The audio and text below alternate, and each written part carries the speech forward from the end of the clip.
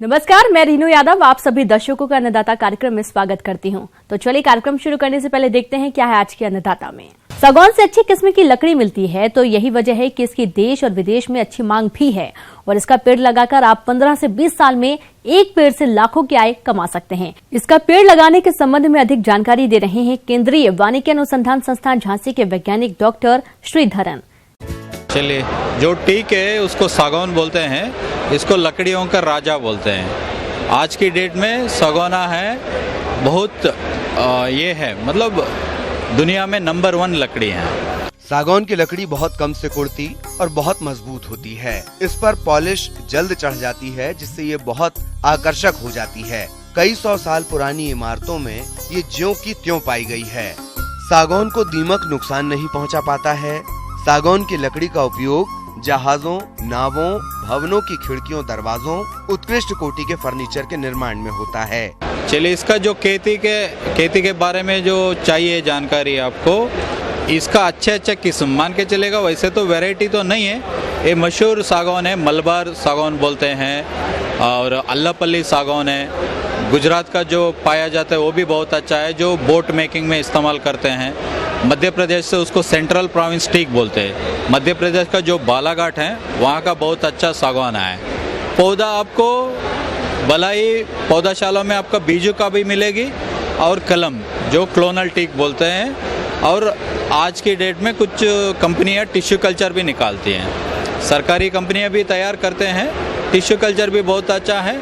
जो पुराने अपना जो यहाँ कर रहे हैं रूट शूट का है, उसको जो हम बोलते हैं स्टम्प प्लांटिंग बोलते हैं। उसमें क्या रहता है, बीजू पहले बो देते हैं क्यारियों में, नर्सरियों में। जब वो अंकुरण हो जाएगी 1 साल के बाद उसको उखाड़ देते हैं, फिर ऊपर का हिस्सा निकाल देते हैं, फिर थोड़ा जड़ का हिस्सा निकाल देते हैं, वो रूट शूट बन जाता है। वही पौधा आप वन विभाग में आप चले जाइएगा, वहाँ से भी मिल जाते हैं। फिर हम लोग भी जो तैयार कर रहे हैं वही तरीका है जो पौधों का। मान के चलेगा 1 बाई 1 मीटर गड्ढे खोदेंगे, 1 मीटर क्यूबिक मीटर का गड्ढे, फिर उसमें 1 तसला 2 तसला सड़ी काट डालनी है।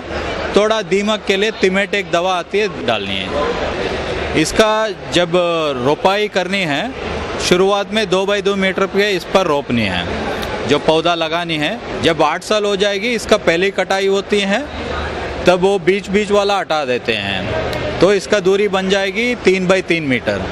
जब 16 साल हो जाएगी, फिर बीच वाला हटा देते हैं, फिर इसका बन जाएगी 6 बाई 6। तो फिर आखिरी में बचेगी 40 पेड़ी है पर हेक्टेयर का, वो 8 बाई 8 दूरी पे रहेगी। वो हमें करोड़ों में मिल जाएंगे।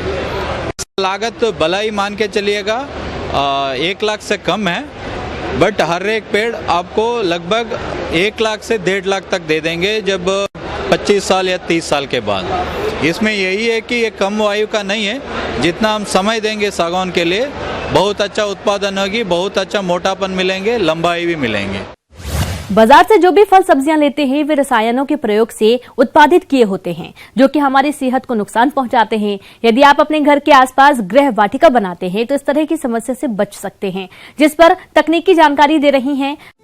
आज मैं आपको हमारे केंद्र पर खास तौर से जो पोषाहार वाटिका बनाई गई है उसके बारे में बताना चाह रही हूँ। पोषाहार वाटिका जो है वो ग्रामीण महिलाओं के लिए बहुत अच्छा है। साथ ही मैं आपको ये भी बताना चाहूंगी कि पोषाहार वाटिका से परिवार के लिए हम क्या फायदा कर सकते हैं।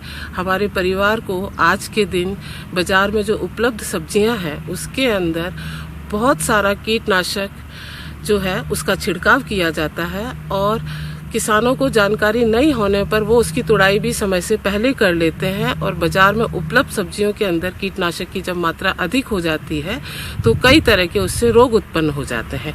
कीटनाशकों से उत्पन्न होने वाले रोगों में सबसे ज्यादा प्रभाव जो है कैंसर के रूप में देखा जा रहा है, जो हमारे समाज के लिए बहुत एक खतरनाक बीमारी है। अपना देश कृषि आधारित है, लेकिन पिछले कुछ दशकों से बढ़ती जनसंख्या के चलते कृषि जोत का आकार सतत घट रहा है। ऐसे में लघु व सीमांत किसान जीवन यापन हेतु शहरों का रुख कर रहे हैं, जिससे शहरीकरण को बढ़ावा मिल रहा है। लेकिन जो किसान शहरों की ओर रुख नहीं कर रहे हैं, वे औद्योगिकीकरण के इस युग में जीविकोपार्जन व अपनी आर्थिक स्थिति को सुदृढ़ बनाने हेतु कृषि उत्पादन बढ़ाने के लिए रासायनिक उर्वरकों व दवाइयों का अंधाधुंध प्रयोग कर रहे हैं, जिससे उत्पादन तो बढ़ गया, लेकिन इन रसायनों के अवशेष भी कृषि उत्पादों जैसे सब्जियों, फलों व खाद्यान्नों में पाए जाने लगे हैं, जिनके घातक प्रभाव न केवल शहरी बल्कि ग्रामीण मानव जीवन पर भी देखे जा सकते हैं, जैसे कैंसर, पेट व त्वचा संबंधित रोग आदि, जो पहले बहुत कम लोगों में देखे जाते थे। अतः यही वे कारण हैं जिनकी वजह से शहरी व ग्रामीण लोग या जिनके पास भूमि नहीं है, उनका रुझान किचन व टेरेस गार्डनिंग की खेती की ओर बढ़ रहा है। अगर हमारे घर की महिलाएं, ग्रामीण क्षेत्र की महिलाएं अपने घर के आसपास की जमीन या खेत के ऊपर बची हुई जमीन या कुएं के आसपास की खाली जमीन के ऊपर अगर वो पोषाहार वाटिका करती हैं तो उनके परिवार को कई रोगों से बचाया जा सकता है। उच्च किस्म के संतुलित आहार के अंदर पोषाहार जो होता है, पोषण जो हमें सब्जियों से प्राप्त होता है, उसको सम्मिलित किया जा सकता है। साथ में उनको धन की बचत होती है, साथ ही उनको उच्च किस्म की सब्जियां प्राप्त की जा सकती हैं, अपने समय का सदुपयोग करा जाए। किसान के पास जो भी उपलब्ध जमीन होती है वो सबसे पहले अपनी जमीन का थोड़ा सा माप तौल कर लेता है, चाहे वो अपने देसी तरीके से करे चाहे वो नाप के करे। उसके अंदर अगर उसके पास जमीन उपलब्ध है तो वो छोटी छोटी क्यारियां इकसार बना लेता है। क्यारियां बनाने के बाद उसकी खुदाई करके उसमें गोबर की खाद मिला दे।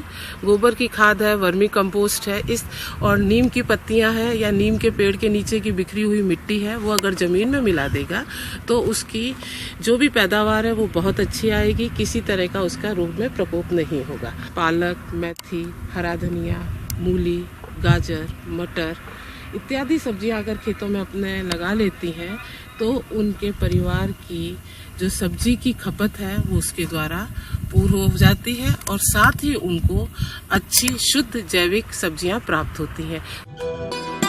कंटेनर और गमलों में लगे पौधों का देखरेख करना नितांत आवश्यक है।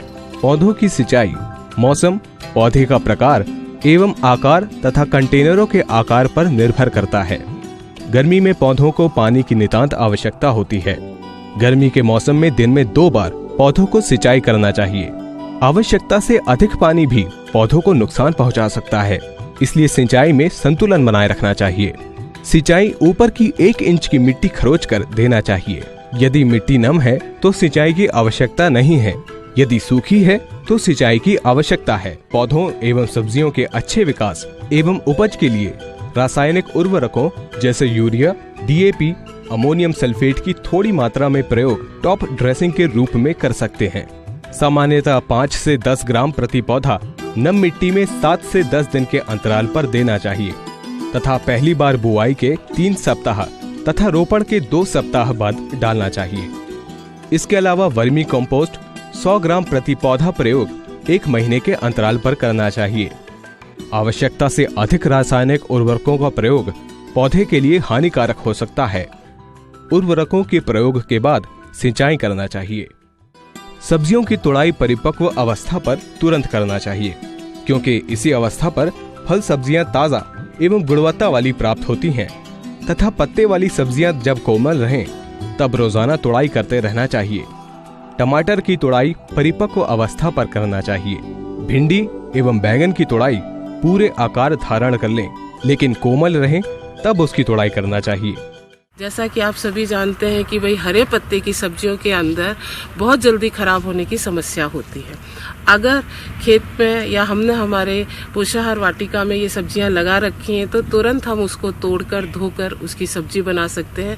तो जो उसमें पोषक तत्व हैं, जैसे उसमें आयरन होता है, कैल्शियम होते हैं, मिनरल्स होते हैं, विटामिन होते हैं, तो वो तुरंत उच्च मात्रा में हमारे शरीर को प्राप्त हो जाते हैं और प्राप्त होने से हमारे जो परिवार के सभी सदस्यों का जो स्वास्थ्य है वो बहुत अच्छा रहता है। मौसम के अनुसार प्रबंधनों पर ही टिकी है आपकी खेती बाड़ी और इसलिए मौसम पूर्वानुमान और उस पर आधारित साप्ताहिक कृषि सलाह इस प्रकार है। गोविंद बल्लभ पंत कृषि एवं प्रौद्योगिक विश्वविद्यालय पंतनगर, भारतीय प्रौद्योगिकी संस्थान रुड़की और वी चंद्र सिंह गढ़वाली उत्तराखंड उद्यानिकी एवं वानिकी विश्वविद्यालय टिहरी गढ़वाल के मौसम विज्ञान विभाग से प्रेषित मौसम पूर्वानुमान रिपोर्ट के आधार पर उत्तराखंड के तराई, भावर, मैदानी और पर्वतीय क्षेत्रों के किसान भाइयों को सलाह दी जाती है कि 7 और 8 मार्च को मौसम साफ रहेगा, लेकिन 9 और 10 मार्च को आंशिक बादल छाए रहेंगे और कहीं-कहीं हल्की वर्षा की संभावना है। ऐसे में इन क्षेत्रों के किसान भाइयों को सलाह दी जाती है कि सेब, नाशपाती, अखरोट और खुबानी आदि में फूल निकलने से पहले, नई पत्तियां निकलने के तुरंत बाद उचित कीटनाशक का संस्तुत मात्रा में छिड़काव शाम के समय करें, जब मधुमक्खियां बगीचे में न हों। कीटनाशक के साथ चिपकने वाले पदार्थ अवश्य मिलाएं। कलम वाले भाग से नीचे की कलियां तोड़ दें, जिससे कलम को आवश्यक पोषक तत्वों की पूर्ति हो सके। पिछले साल कलम बांधने के लिए लगी पॉलीथीन को हटा दें। शीतोष्ण फल उद्यानों में मधुमक्खी बॉक्स स्थापित करें। टमाटर, शिमला मिर्च, बैंगन और भिंडी आदि के लिए पॉली घर में पौधे तैयार करें। प्रो ट्रे या छोटी पॉलीथीन के थैलों में तैयार पौधों की रोपाई से पहले कुछ समय के लिए पॉलीघर से बाहर खुले वातावरण में रहने का प्रबंध करें। इस सप्ताह तापमान बढ़ने की संभावना को ध्यान में रखते हुए सलाह दी जाती है कि भिंडी की बुआई के लिए खेतों में सड़ी गोबर की खाद डालकर खेत तैयार कर लें। ग्रीष्म ऋतु के लिए गेंदा की पौधे तैयार करें। तापमान में धीरे धीरे बढ़ोतरी की संभावना को ध्यान में रखते हुए सलाह दी जाती है कि मशरूम कक्ष में हीटर न जलाएं। खिड़कियों पर महीन जाली लगाकर रखें, जिससे कीट अंदर न आ सकें। शहतूत की कलम तैयार करने का उचित समय है। आम में बोर आने की अवस्था है। बोर आने के समय सिंचाई ना करें। बसंतकालीन गन्ना की बुआई 15 मार्च तक पूरी कर लें। गन्ना बीज हेतु गन्ना के ऊपरी 2/3 भाग का प्रयोग करें। प्याज और लहसुन की पत्तियां ऊपर से पीली पड़ने पर प्रोपिकोनाजोल या टेबिकोनाजोल की 1 मिलीलीटर मात्रा प्रति लीटर पानी की दर से घोलकर छिड़काव करें। टमाटर की फसल में पीलापन लिए हुए भूरे धब्बे दिखाई देने पर मैंकोजेब 2.5 से 3 ग्राम प्रति लीटर पानी की दर से घोलकर छिड़काव करें। भैंस के 1 से 4 माह के नवजात बच्चों की आहार नलिका में टॉक्सोकेरा विटुलुरम नामक परजीवी पाए जाते हैं। इसे पटेरा रोग भी कहते हैं। पटेरा रोग से बचाव हेतु प्रसव होने के 10 दिन पश्चात 10 से 15 सीसी नीम का तेल नवजात को पिला दें। 10 दिन पश्चात पुनः 10 से 15 सीसी नीम का तेल पिला दें। बथुए का तेल इसका रामबाण इलाज है।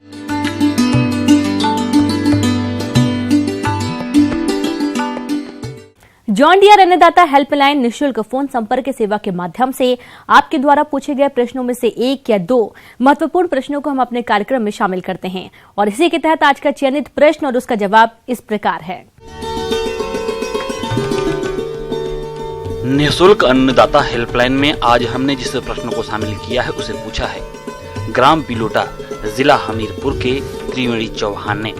आपने सब्जी राई की खेती के बारे में जानकारी चाहिए है, तो इसके लिए देखिए कार्यक्रम का यह अंश।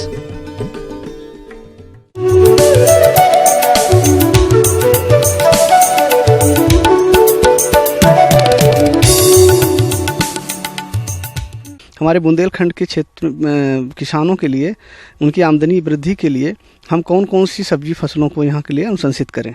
उसमें से एक हम लोग पत्तेदार सब्जी राई इस बार टेस्ट कर रहे हैं, परीक्षण कर रहे हैं।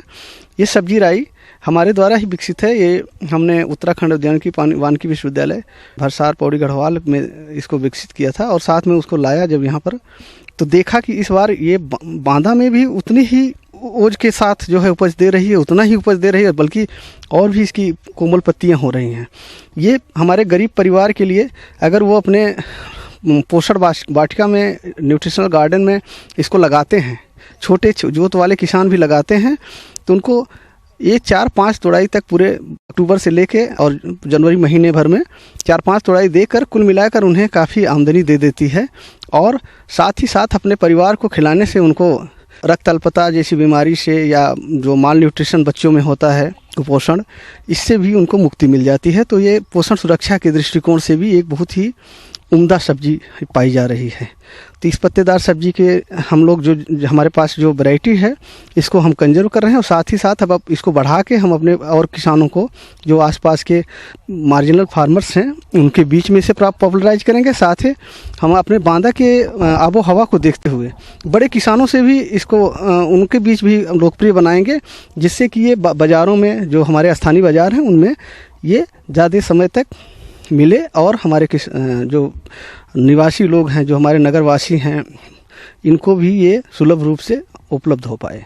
और इसके साथ ही साथ हम इसकी पूरी कल्चरल प्रैक्टिसेस, बहुत ज़्यादा इसमें देख रेख की ज़रूरत नहीं है, लेकिन इसको उपजाने के लिए पूरी बुआई से लेकर और पूरे पत्ते की कटाई और साथ में बीज उत्पादन, इन सब चीज़ों को भी हम परीक्षण के आधार पर देख रहे हैं और उसको किसानों को उनके बीच प्रचार प्रसार करेंगे। और इस बार जो हमने देखा है, ये 1 बिस्वा ज़मीन जो यहाँ का सबसे छोटी इकाई है ज़मीन की, 1 बिस्वा ज़मीन में कम से कम 1.5 से 2 कुंटल साग इसका जो है 4 तोड़ाई 5 तोड़ाई में हमें मिल जाता है। और उसको किसान बेचकर 10 रुपये भी प्रति किलो के हिसाब से बेचते हैं, तो उन्हें कुछ ना कुछ तो 2,000 से 2,500 रुपये जो है बचत हो जाता है। लागत इसमें बहुत ही कम है, न कीटनाशी का प्रयोग करना है, न फफूंदनाशी का प्रयोग करना है। ये केवल कंपोस्ट की खाद पर अगर उगा देते हैं तो ये एक तरह से जैविक उत्पाद के रूप में इसकी बहुत संभावना है। आइए अब एक नजर डालते हैं राज्य के कुछ चुनी हुई मंडियों के प्रमुख फसलों के बाजार भाव पर।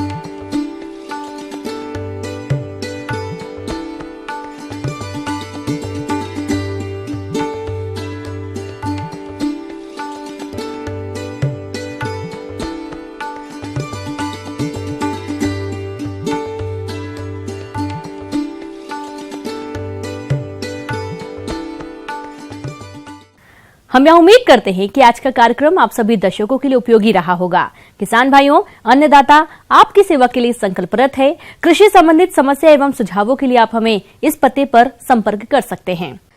प्रोड्यूसर अन्नदाता news 18 Uttar Pradesh Uttarakhand Ramoji film city Hyderabad 501512।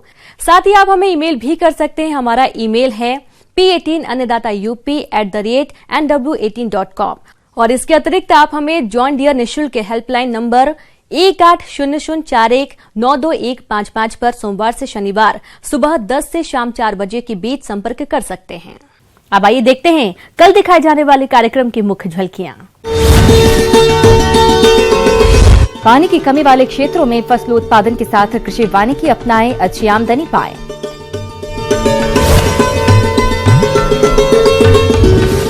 मौसम पूर्वानुमान और उस पर आधारित साप्ताहिक कृषि सलाह।